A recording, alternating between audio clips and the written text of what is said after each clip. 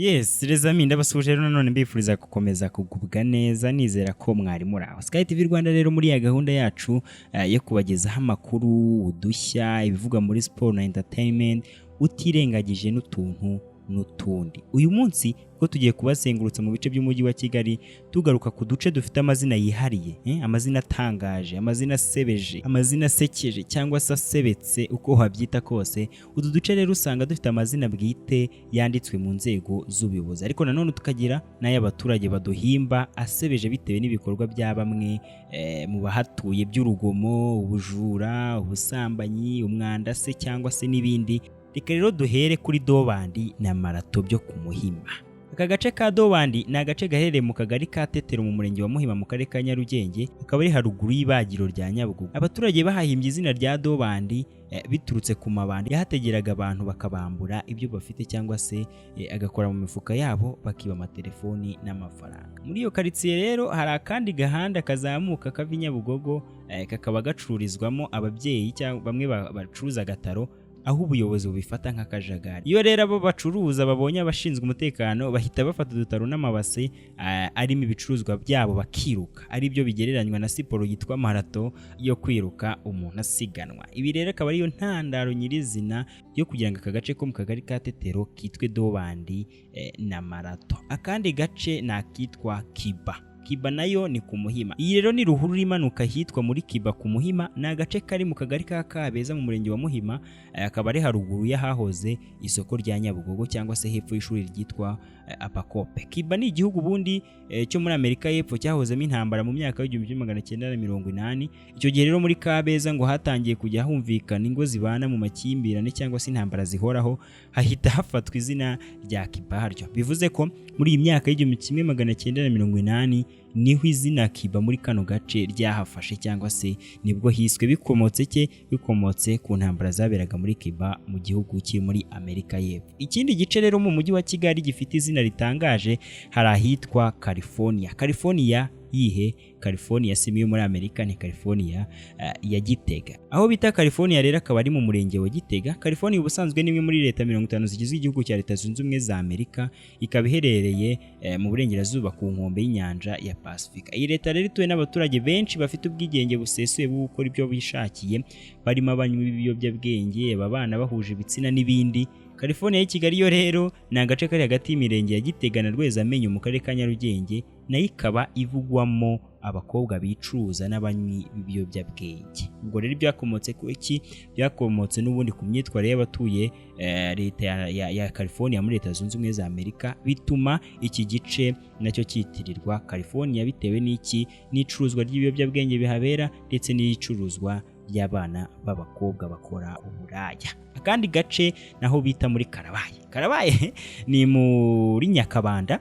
Aka ni agace kari mu murenge wa Nyakabanda mu karere ka Nyarugenge, hegamiye umusozi wa Mont Kigali. Hakaba rero hari karitsiye zituye mu buryo bwitwa akajagari. Aha niho havuga ibikorwa bitandukanye biteza umutekano muke, birimo urugomo, ibiyobyabwenge n'abantu bicuruza. Ibi byose bigatuma rero bavuga ati Karabaye. Ikindi gice mu mujyi wa Kigali gifite izina ritangaje cyangwa se usanga rifite inkomoko bitewe n'imico y'abantu bahatuye, hari igice cya Matimba ya Nyamirambo. Matimba ubundi mu karere ka Nyagatare ni agace kabereyemo imirwano yahanganishije abari ingabo z'u Rwanda FARDC ndetse n'inkotanyi APR. Nyamirambo rero ahagana muri Rwezamenyo, aho ngaho ni naho umuntu ukatiye kuri 40, naho hari agace kitwa Matimba kabamo akavuyo k'abantu bagira urugomo n'abanywi b'ibiyobyabwenge, ndetse ngo hari n'igihe abashinzwe umutekano baharwaniye n'abo baturage bafite imico mibi. Akandi gace naho bita ku isi ya 9. Ku isi ya 9 ni hehe rero? Ku isi ya 9 ni ku Gisozi ho mu karere ka Gasabo. Uzamutse ku rwibutso rwa Jenoside rwa Kigali ruri ku Gisozi utaragera ku rusengero neza rw'Abadiventiste, hari karitsiye irimo urujya n'uruza rwinshi rw'abantu ndetse n'inzu zifatwa nk'imiturire y'akajagari. Iyo ugeze aho hantu rero ku isi ya 9 uba wahageze, ariko ntabwo turamenya ibisobanuro by'impamvu ya nyayo yatumye hitwa gutyo, dore ko abandi basanzwe bahita mu Budurira. Ikindi gice mu mujyi wa Kigali naho bita ku mubumbe wa 9, aho bita mu Njamena. mu Njamena ni muri Gatenga. Njamena ni inyuma y'ibiro by'umurenge wa Gatenga mu kabande kawugabanye n'umurenge wa Kicukiro ho mu karere ka Kicukiro. Hakaba hari quartier yitwa ku mubumbe wa 9 cyangwa se Njamena. Iyi quartier ikaba igizwe n'inzu zitwa Akajagari. Abatuye ku mubumbe wa 9 rero ntabwo basobanura impamvu bahise gutyo, ariko izina Njamena ryo ngo rikomoka ku muturage wo mu gihugu cya Chad gifite umurwa mukuru witwa Njamena wigeze guturaho mu Gatenga mu myaka y'igihumbi 1970. Bikavugwa ko rero yajyaga avuga Njamena akahita Njamena, biza gufata iryo zina gutyo. Abatuye Njamena rero ya Gatenga bavuga ko bitewe n'uko uwo muturage ari we wahatuye mbere, byatumaga ugiyeyo wese avuga ati ngiye Njamena. Bakaba barahise rero batyo bitewe n'intambara bumvaga Njamena muri Chad yari yaratumye uwo muturage ahuga.